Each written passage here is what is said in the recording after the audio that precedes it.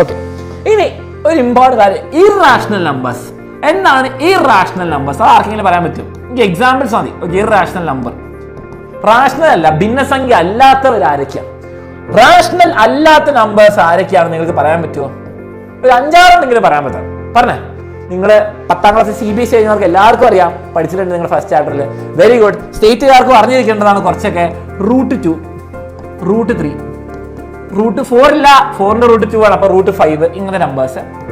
Perfect square, പൂർണ്ണവർഗം അല്ലാത്ത perfect.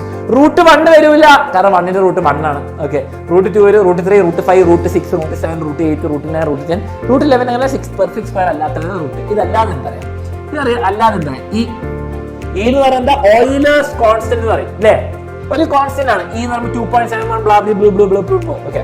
ഇനി നിങ്ങൾക്ക് എല്ലാവർക്കും അറിയുന്ന വളരെ ഇമ്പോർട്ടന്റ് റൈസൻ റഫേൽ പറഞ്ഞു എന്താണ് പൈ. പൈ പൈ എന്ന് പറയുന്നത് 3.14 22/7 അല്ല, 22/7 ഇതും അല്ല ശരിക്കും പൈ. ഇതെന്ന് പറഞ്ഞാൽ നമുക്ക് നമ്പർ പൈ എന്ന് പറഞ്ഞാൽ 3.14 അടുത്തുള്ള നമ്പറാണ്, 22/7 അടുത്തുള്ള നമ്പറാണ്, നമുക്ക് കാൽക്കുലേറ്റ് ചെയ്യാൻ പറ്റും. പക്ഷെ ശരിക്കും പറഞ്ഞാൽ 3.14 സെംബ്ലാ ബ്ലൂ ബ്ലൂ ബ്ലൂ എന്ന് പറഞ്ഞാൽ വലിയ നമ്പറാണ്, തീരൂല. ഓക്കെ, വേറെ എന്തൊക്കെ നിങ്ങൾക്ക് അറിയാം? ഇതെല്ലാം നിങ്ങൾക്ക് എന്തെങ്കിലും അറിയോ? √3, √2, √5 ഇതല്ലാതെ വേറെ പൈ മതി, സംഭവം മതി. പെർഫെക്റ്റ് സ്ക്വയറുകള് ഇവന്മാരൊക്കെയാണ് നമുക്ക് ഇറാഷണൽ നമ്പേഴ്സ്. കുറേ ഇറാഷണൽ ഉണ്ട് കേട്ടോ, ഇൻഫൈനൈറ്റ് ഇറാഷണൽ നമ്പേഴ്സ് ഉണ്ട്. അപ്പൊ ഇറാഷണൽ നമ്പേഴ്സ് ഉണ്ട്.